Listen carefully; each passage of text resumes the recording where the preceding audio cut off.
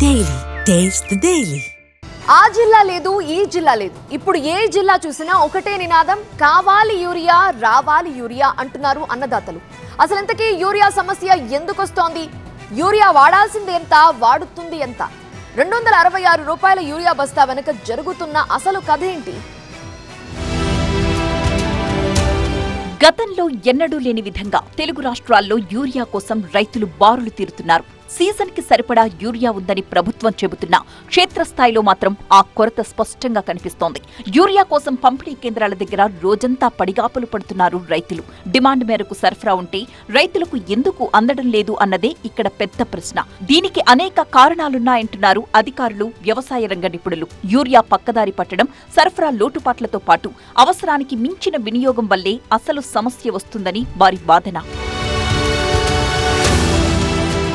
వాస్తవానికి బస్తా యూరియా అసలు ధర 2234 రూపాయలు. అయితే కేంద్ర ప్రభుత్వం బస్తాపై 1967 రూపాయలు రాయితీ ఇస్తోంది. దీంతో బస్తా యూరియా 266 రూపాయలకే లభిస్తోంది.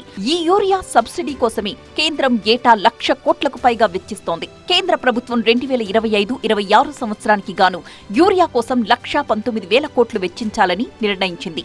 అందులో ఇప్పటికే 30,940 కోట్ల రూపాయల సబ్సిడీని విడుదల చేసింది. యూరియాలో ఉండే నత్రజని పంట ఎదుగుదలకు ఉపయోగపడుతుంది. అయితే దాని వినియోగానికి ఒక లెక్కుంది. ఎకరాకు 2 నుంచి 3 బస్తాలు యూరియా వాడితే సరిపోతుందని వ్యవసాయ శాస్త్రవేత్తలు స్పష్టం చేస్తున్నారు. కానీ కొన్ని చోట్ల రైతులు ఎకరాకు 5 నుంచి 6 బస్తాల యూరియాని వినియోగిస్తున్నారు. మిశ్రమ ఎరువులతో పోల్చితే యూరియా ధర తక్కువ కావడం, ఎంత ఎక్కువ యూరియా వేస్తే అంత ఎక్కువ దిగుబడొస్తుందన్న అపోహలే దీనికి కారణమంటున్నారు అధికారులు. యూరియా ఎక్కువ వాడితే ఎక్కువ పంట వస్తుందనుకోవడం అపోహే అంటున్నారు వ్యవసాయ శాస్త్రవేత్తలు. అవసరానికి మించి యూరియా ఎక్కువ వాడడం వల్ల క్యాన్సర్ వస్తుందని హెచ్చరిస్తున్నారు. దాంతో యూరియా వాడకంపై రైతులకు అవగాహన కల్పించే యోచనలో ఉన్నాయి ప్రభుత్వాలు. అలాగే యూరియా వాడకాన్ని తగ్గిస్తే ప్రతి బస్తాకు 800 రూపాయలు నేరుగా రైతుకే అందిస్తామని చెబుతోంది ఏపీ ప్రభుత్వం. అంటే ఒక రైతు తన పంటకు ఈ ఏడాది 4 బస్తాల యూరియా వినియోగించి వచ్చే ఏడాది 2 బస్తాలు మాత్రమే వాడినట్లయితే ప్రతి బస్తాకు 800 రూపాయలు చొప్పున 1,600 రూపాయలు వారి ఖాతాల్లోనే ప్రభుత్వం జమ చేస్తుంది. ఇప్పుడు యూరియా కానీ ఎవరైనా వాడకపోతే ఇప్పుడు వాడే కోటా చూసుకుంటాం.